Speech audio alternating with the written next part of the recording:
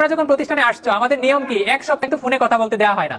আচ্ছা তোমরাই বলো তো, এখন তোমরাই বলো, এক সপ্তাহ যদি তোমাকে প্রথম যেদিন আসছিলা বিকাল টাইমে যদি মোবাইলটা তোমাকে দেওয়া হতো যে একটু কথা বলো, একটা চিৎকার দিতা যে আমি থাকতে পারবো না, তুমি তাড়াতাড়ি আসো আমাকে নিয়ে যাও, বলতো না এই কথা? এখন তোমরা কি বুঝছো কেন আমরা এক সপ্তাহ মোবাইল হাতে দেই নাই, মোবাইলে কথা বলতে কেন দেই না? এখন কি তোমরা মোটামুটি বুঝতে পারছো?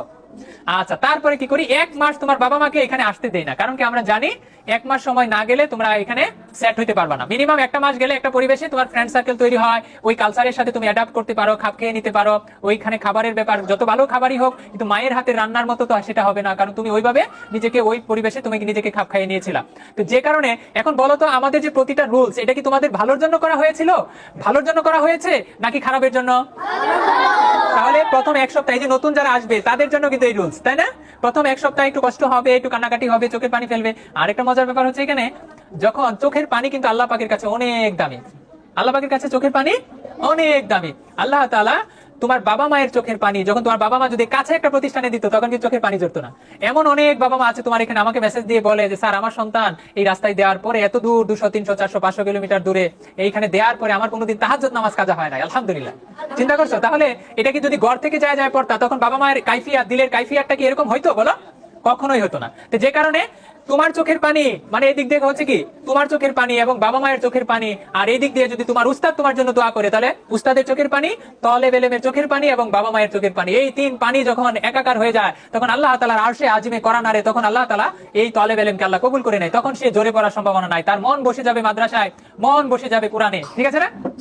হ্যাঁ, তখন কিন্তু এই যে চোখের পানি দিয়ে কিন্তু আল্লাহ তাআলার কাছে তোমাকে কবুল করিয়ে নিল তোমার বাবা মা। এই জন্যই আমরা বলি আমাদের একটা স্লোগান, যত দূর তত নূর, যত দূর তত নূর। আমাদের যে যত দূর থেকে আসতো তার পড়াশোনার অগ্রগতি তত বেশি, তাই না?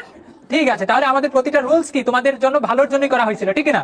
আজকে যদি সেটাই বললাম, যদি 2 দিন পরেও কল করতে দিতাম কান্না করতা, 3 দিন পরেও দিলে কান্না করতা, এক সপ্তাহ পরেও একটু খারাপ লাগে, তারপরও সেই প্রথম দিনের মতো না, তাই না? প্রথম দিনটা একটু খারাপ লাগে, তারপরে আরেকটু ভালো, তারপরে আরেকটু ভালো, তারপরে আরেকটু ভালো, এক সপ্তাহে মোটামুটি একটা সেট হয়ে যাও। তারপরে দেখা যায় আমরা এক মাস পরে যখন দেখি তুমি মোটামুটি সেট হয়ে গেছে, তখন বলি যে তোমার বাবা মাকে বলি যে হ্যাঁ এখন আসতে পারেন, এখন মোটামুটি সে সেট আপ হয়েছে। তোমার চোখ দেখলে আমরা বুঝতে পারি যে সে আলহামদুলিল্লাহ এখন সেট হয়ে গেছে, তাই না? তো তোমরা কি আসলে এগ্রি আমার সাথে যে আমাদের যে রুলস গুলো বাচ্চা আবাসিকে সেট করার জন্য, এগুলাকে আসলে তোমার ভালোর জন্য, বাবা মায়ের ভালোর জন্য, খারাপের জন্য বলো তো? আচ্ছা ঠিক আছে, তাহলে যেসব অভিভাবক আমাদের রুলস মানতে পারে না, অনেকেই তোমাদের এখানে আসছিল, তারা আবার অনেকেই চলে যেতে হয়েছে, সেটা একমাত্র কি জন্য বলো তো? আমাদের রুলস ব্রেক করার কারণে। অভিভাবককে বলা হয়েছে 1 মাসের আগে আসতে পারবেন না, কিন্তু যারা চলে আসছে পরে কি হয়েছে বলো? পরে কান্না করছে। মনে করো তুমি যদি তোমার বাবা মায়ের সবচেয়ে আদরের সন্তান, তুমি তোমার চোখের পানি যদি সামনাসামনি তোমার বাবা মা দেখে ফেলে, তখন কি হয়? একটা আলটিমেটলি ভিতরে একটা আবেগ অনুভূতি জাগ্রত হয় যে না আচ্ছা ঠিক আছে, কান্না যখন করতেছে আজকের মতো তাকে একটু নিয়ে যায় স্যার, পরবর্তীতে আবার বুঝায় সুজায় দিয়ে যাবো না। কিন্তু এটা আর কখনোই হয় না, হয় বলো? বাসায় যদি একবার চলে যেতে পারে 1 সপ্তাহের মধ্যে, আর ব্যাক করবে না, তাকে মনে করে দড়ি কারা দিয়ে বাইন্দা আনতে পারবে না, আনতে পারবে? তোমরাই বলো, তোমার যদি প্রথম সপ্তাহে বাসায় নিয়ে যেত পরে কি আসতা? সত্যি করে বলবো আসতা না। কিন্তু এখন কেমন লাগে বলো তো? এই যে দীর্ঘ সময় তোমরা এখানে ছিলা, এখন যে তোমরা বাসায় যাইবা, বাসায় এই শোনো, এখন যে তোমরা বাসায় যাবা, এখানে আমার মনে হয় না একজনের এরকম খারাপ নেওয়াত আছে যে আমি মাদ্রাসায় আবার ফিরে আসবো না, এরকম একজনও নাই আমার মনে হয়। আসো কেউ এরকম? সবাই কি মাদ্রাসায় আবার ফিরে আসবো না? আলহামদুলিল্লাহ।